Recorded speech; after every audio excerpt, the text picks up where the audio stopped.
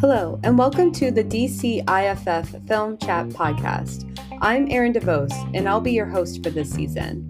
Join us for insightful interviews that explore the work of up-and-coming independent filmmakers from all over the world. If you're passionate about film and keen to learning about the creative process from the future cinema greats, this podcast is a must-listen for you. Our mission is to provide listeners with the engaging and informative conversations about successful and innovative films, including features, shorts, documentaries, animation, and web series from across the globe. The DCIFF Film Chat Podcast is a unique opportunity for independent filmmakers to have their voices heard in a way no other film festival can provide.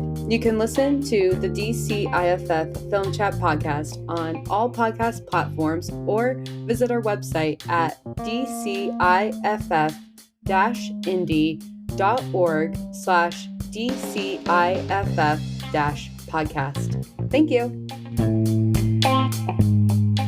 Hello, DCIFF Film Chat fans. It's your host, Erin DeVos, here for another episode.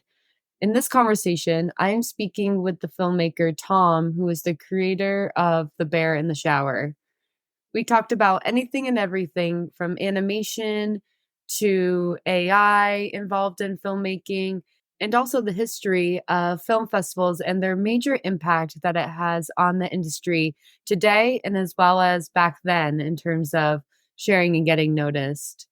Without further ado, let's dive in. Welcome, Tom, to the DCIFF Film Chat Podcast. I'm really excited to be chatting with you today. We're chatting after the DCIFF 2024 Film Forum, but really excited to catch up with you and also congratulate you, too. So thank you so much for being here. Yes, thank you. I'm glad to be here. Oh, awesome. Well, first, for those who are familiar with you, do you mind sharing a little bit about yourself and your nominated film? Sure. I've been making hand-drawn, old-fashioned kind of hand-drawn cartoons, animated films since, I guess the first film I finished was 1990, so for almost 35 years now. It's a long time. Mm-hmm. And my experience goes back before into the pre-digital realm. So when I was learning animation, it still all existed on physical materials, paintings on cell acetate and shot under a film camera. So my experience over the course of those 30 years has been learning all the new technology piece by piece as it introduces itself in terms of scanning instead of shooting with a camera, and then drawing with a tablet instead of drawing on paper, and compositing everything digitally, and all of the tools that we have now for doing animation that make the laborious process maybe a little bit more streamlined. So that's been interesting, is that to be alive and being an animator during this time of rapid change technologically. There's been a lot to learn, but there's been a lot of opportunities in terms of aesthetically and creatively to use those tools for different kinds of storytelling. And some of the things that are happening in The Bear in the Shower, I guess I could just talk about that. Mm-hmm. I mean, it used to be the case when everything was shot on film, it was much more expensive for one thing, and it was much more time consuming. And so there was a lot more pre-production necessary. Everything was really meticulously storyboarded. You didn't want to generate any materials that you weren't going to absolutely use. And I found that as I got more comfortable with Adobe Suite tools, using Photoshop to draw, After Effects to composite, that the storytelling started to become more improvisational and more fluid, because the software tools allow you to improvise a lot more in process and to kind of follow whims and mistakes without a lot of consequence, either financially or time-wise. So what you see in The Bear in the Shower is kind of a hybrid type of storytelling, where there's some elements of traditional film narrative staging in terms of shot making, but there's a lot of what I would call, I suppose, motion graphics animation, in that there's text animation on the screen. The aspect ratio that frames the character changes size throughout the film for kind of expressive and thematic purposes, to kind of express the confinement that the main character is feeling trapped in the shower space. Mm-hmm. And so that being my most recently finished film reflects where I've arrived at, which I think is really satisfying, which is a hybrid of having come from traditional film storytelling to the more modern version of the word I use is motion graphics. There may be a more contemporary term for it, but it's like the very fluid way visual manipulation that you have in the digital compositing tools. Oh, definitely. Yeah, no, you certainly described the evolution of animation and how it's really become not only through the tools that we are using, but also the way the stories are told. And so being able to distinguish even the different types of animation and the illustrations that you brought to life were so beautifully well made. I did have a chance to see your film, and it was amazing to be able to see that all come together and kind of, as you mentioned, like getting inside like the main character's head, but like in the shower too. So it's kind of like the layered components that I thought was Yeah. really beautiful. I mean, and when I kind of talk about the explosion of creative possibilities that the digital tools allow, I mean, I'm still talking about a linear 4-minute film. We're not even talking about video games or Mm. virtual reality, which are other possibilities that are being explored now. But even within the confines of linear storytelling, the creative possibilities are immense. And for the Bear in the Shower film, which I guess I'll set it up in case people haven't seen it, Mhm. is an actual experience that my wife had about a year and a half ago, in that she's Belgian, travels through Amsterdam a lot to visit her family in Belgium, and stays often with a good friend named Marcel, just to visit with her on our layover in Amsterdam. So she was staying at Marcel's. Marcel teaches at a school in Utrecht, lives in Amsterdam, and takes a train to teach. And on a day that Hilda arrived, Marcel needed to teach. So she said to Hilda, here's the key to the apartment, take a shower, then run around the city, and I'll be back in 6 hours. And what Hilda didn't catch, because she was jet lagged, was that Marcel said, be careful with the door, the sliding wooden door that closes the shower area, because it sticks. And so Hilda took a shower and then found that she was trapped. And she struggled to try to get the door open for about an hour. And then she thought, what did Marcel say? 5 hours, 6 hours? And then she realized she was going to be in the shower for 6 hours. So she's a dancer as well. So she started kind of doing a little choreography, which was walking back and forth through the space. And it became a kind of almost like monastic ritual where she was doing these little cycles, and she started counting them. And then it became so interesting to her. She got into her mental space of doing this little ritual that by the time Marcel did come home 6 hours later and she heard the key in the lock, she was at 996 cycles. And she thought, if I am quiet, I can maybe make it to 1,000. So she didn't even want to be released by that point. She'd gotten so accustomed to her routine. And it kind of seemed like I thought it was a great story. It's also, it's a credit to Hilda, my wife's patience and her ability to do that. A lot of people would completely freak out, I think. Mhm. I know I would be very claustrophobic and panicky. But it also kind of seemed a metaphor for, the experience that a lot of us had during the pandemic, which is being locked down and confined. You do enter a different kind of mental ritualization of your time. And I thought it was about pandemic life, but it was also just about the nature of how, especially as an animator, as kind of an obsessive person who likes routine and ritual and has to have a lot of routine to be productive and get things done, is that much of our life is structured with those kinds of circular rituals or routines. Like we're all in our little spaces, and that's the end of the film, which is kind of expands the concept to a more generalized or universal idea. And so, just to get back to the point though, quickly, the creative thing is like you have a story like that, and then you think, how do I stage that expressively with animation? Because you're making it a frame at a time. You have a lot of expressive possibilities. So I thought of the framing device of a 16:9 aspect ratio, suddenly shrinking down to the old 4:3 aspect ratio, and then going into different boxes, and how that was expressive of that sense of expanding confinement and mental release and everything. And all of that was done in After Effects after the fact with the animation that I draw. Oh. So that's the fun thing about animation is all of the possibilities of how you stage it visually to express the story content. Absolutely. And what would you say is the type of animation made in this film, and what do you like to work with? Would you say like this is sketch or? Yeah, I mean, technically, when I apply to film festivals with a film like this, it's 2D computer, Mhm. which means that it's 2D means that it's hand drawn. And computer means that it's done with digital tools. Yeah. Because there would be 2D traditional, and which would probably be working with pencil and old materials. And it's not 3D, which would be the kind of more mainstream Pixar films, which are all done with modeled characters entirely in a software environment. So it's a hybrid of a traditional way of drawing character animation with contemporary computer-based, digital-based compositing and realization. So 2D computer is technically the category at most festivals. Yeah. No, thank you for correcting me, because I'm just like, wait, there's more to that. And it's interesting, as you touch on a few times, is that the digital aspect of how we are transitioning to this different, well, I say not even different, but how animation is evolutionizing itself to be able to not only have the feelings of like what the audience can understand, but also how we can see kind of like the metaphorical aspect, how it's well done, like in your film with like, being in the mind and also describing like what we went through or as individuals, like through the pandemic. So it's very interesting, the different subjects that you touch on, which brings me to ask, like, thinking of, there was one mention that you brought up of the evolution of what is it, computer games, and then that animation style to storylines. Do you feel, how are you finding or navigating the industry as it's,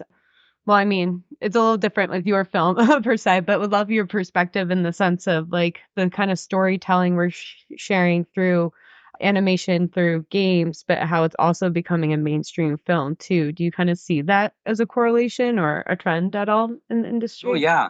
I mean, absolutely. These things are all like cycles of influence, and it's really interesting how it happens. I mean, I will say that until very recently, I was also a professor teaching animation at an art school where I live in Minneapolis, the Minneapolis College of Art and Design. I just retired last year after about 30 years of teaching. So on the side of making short films, you're not going to make a living making short animated films, generally speaking. So I've done commercials, and I've also taught part-time. So that my teaching life was really interesting that way, in that I went in with a kind of, like an old experimental kind of very material based sensibility. And then very quickly, the students were interested in other things, which I had to learn. And so as it started to become, like engines for creating video games, Unity and things like that, and then they started doing virtual reality, there were tools and processes that I had to learn and become conversant with. And I had to also, check out some of the video games that these kids were interested in. And they were really interested in exposing me to stuff as well. So it was like this back and forth collaboration of educating each other, because I needed to be brought up to speed with what was happening contemporary. First of all, it was just anime. I mean, anime was a huge influence when I started teaching in the late 90s, probably the mid 90s to late 90s. Things like Akira and Dragon Ball Z and things that they had seen in the late 80s, early 90s were really influencing the look of their work. And I was like, this doesn't look like Disney anymore. You guys are getting this from somewhere else. So I had to watch all the anime films first. And then the video game stuff, it's still alien to me, and because I have such a narrative sensibility. I went to college as a literature major, as an English major. So I kind of come from the background of, like traditional storytelling. And so a non-linear experience like virtual reality, which is kind of just a situation into which you go and then you experience your environment in a very physical sort of metaphor. Those things I still don't really do personally. I mean, I haven't entered that world. I don't really feel like at my age it's maybe a good path for me to take at this point. I'm doing pretty well with what I've traditionally done. It does interest me what people are doing with it, and I'm curious. But I just think that my sensibility maybe isn't as relevant to it as it is to the path I've taken, and also my skill set is like really inadequate compared to the young people who grew up in that mindset and way of thinking. I can't compete with that, I think. Yeah. Yeah. No, I mean, like, it's so very new too. So I completely agree with you in the sense that, like, I may, have seen, like, kind of like the evolution of like, Pooh Bear, like with his that style animation to like what it is today. And so it just makes me wonder, yeah, if that type, or even like with Bear in the Shower, with how 2D, how you 2D computer. yes, a 2D computer, how, how that can maybe evolutionize into a computer game or even type of storyline itself. So, I mean, that does happen. I mean, there's narrative properties, so to speak, that get translated into video games and vice versa. Obviously, video games get translated into feature films all the time. And of course, the kind of Marvel comic world, it comes from a specific illustration sensibility and kind of storytelling panel sensibility, but it's also really influenced by video games. I mean, the fight scenes in those films to me are really deriving from the games that the people that are creating them, the 3D animators, played all through their youth. So it's like when I talked about multiple cycles of influence. When I was young, for example, I was in college in the early 1980s, and MTV was new. MTV to me, it was a total addiction when it happened because you'd never seen any. It seems probably silly to you now, but in 1981, when maybe 82, when I first saw it, it just seemed like a revelation to me. Oh, there's all these little movies that are based on music and they're not narrative, and you can go all kinds of different ways with it. So the filmmakers, live action filmmakers of my generation, like the Quentin Tarantinos and Licorice Pizza, Paul Thomas Anderson, they definitely grew up with MTV, and MTV influenced the way that they made films. It's so obvious when you see the mechanisms of storytelling in their films that some of it comes from music video. Same things with contemporary action films and video games. I mean, it's a natural kind of cycle of influence. And then, of course, everybody's worried about AI and what that means now. yeah. I'm curious about that. I've seen the Sora, I believe it's called, the latest examples of kind of photorealistic video generation from AI. Oh, yeah. And I'm just curious, because what I do is so painstaking. I was thinking, because I was generating for a project that I'm working on now, a little bit of pastiche of 60s style animation. It would be like Hanna-Barbera, Flintstones, Jetsons, those types of things, that look.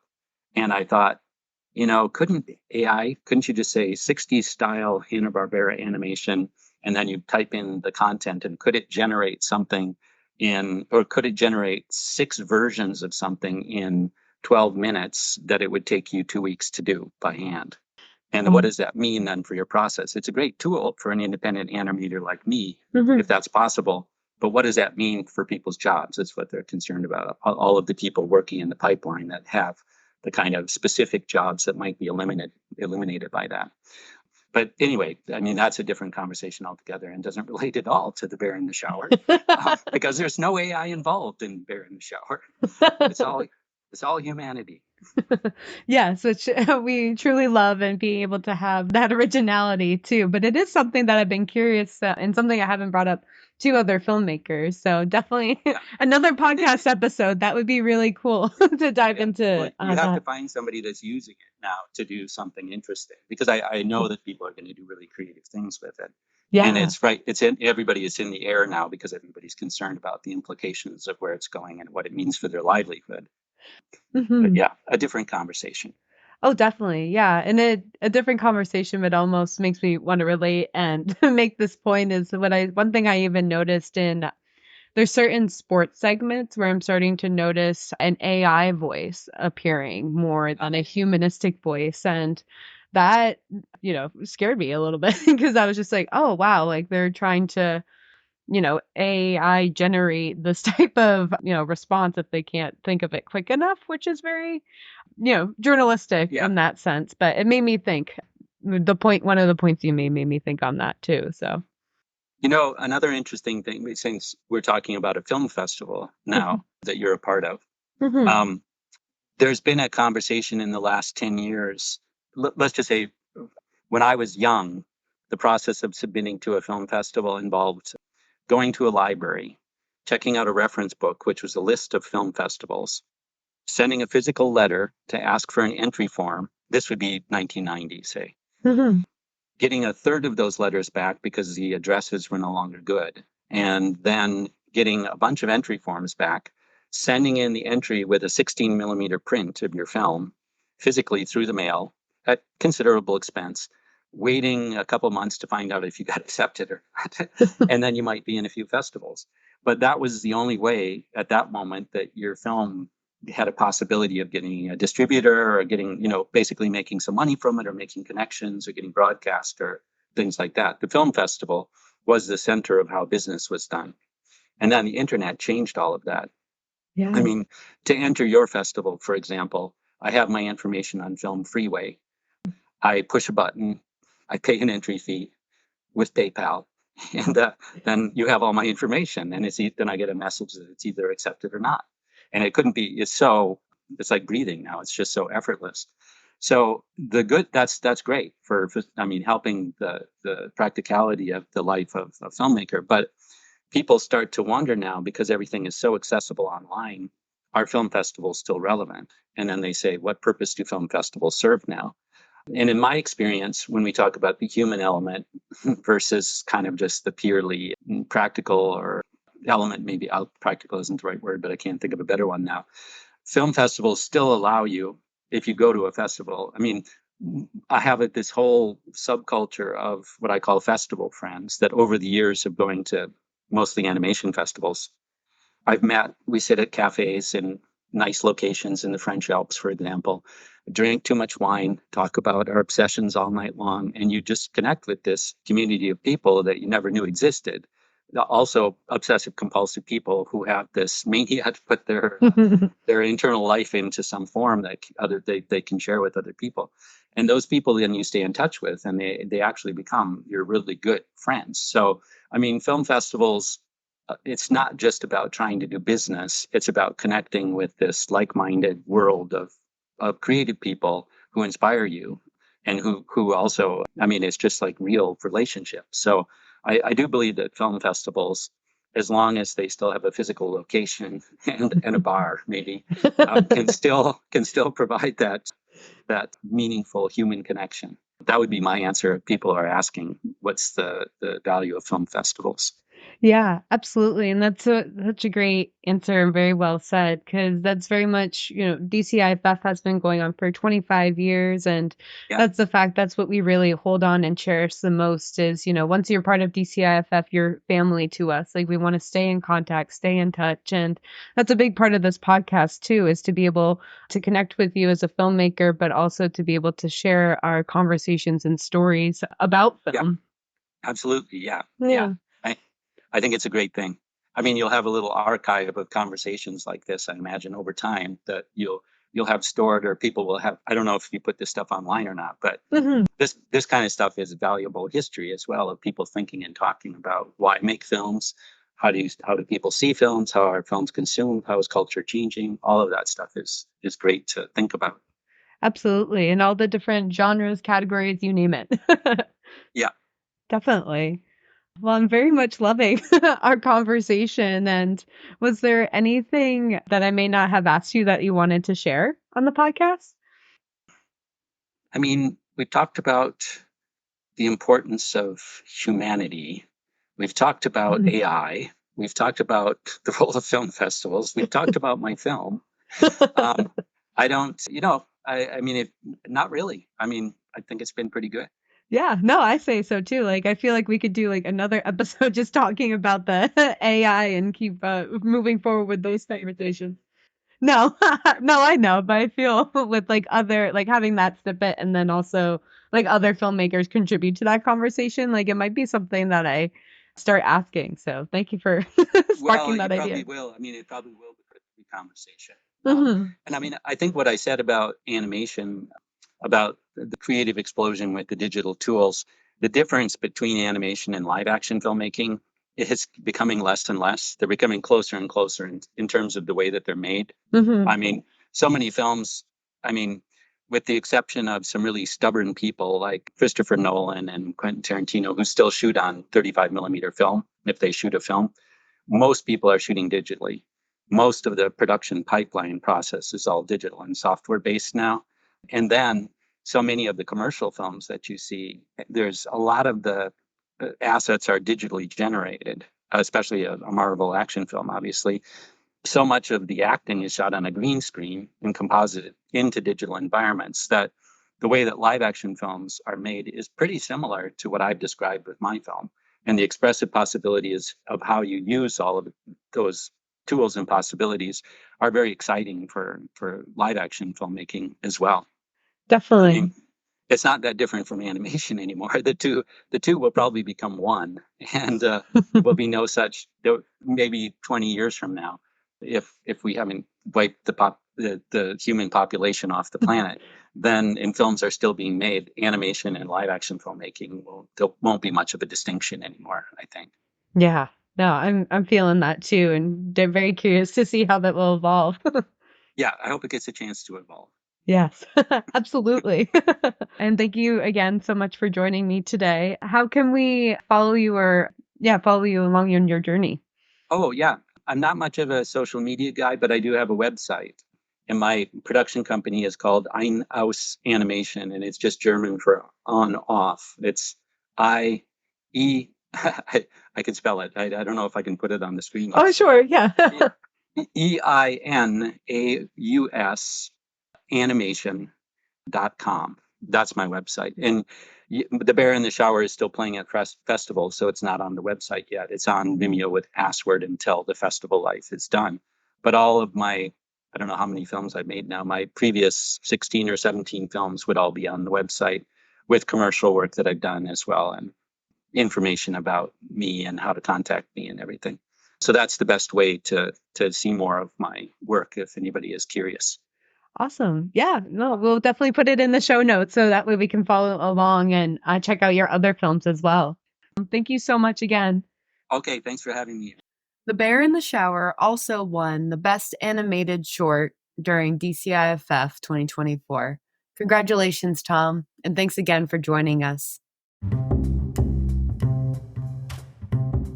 This podcast is brought to you by the DCIFF supporters.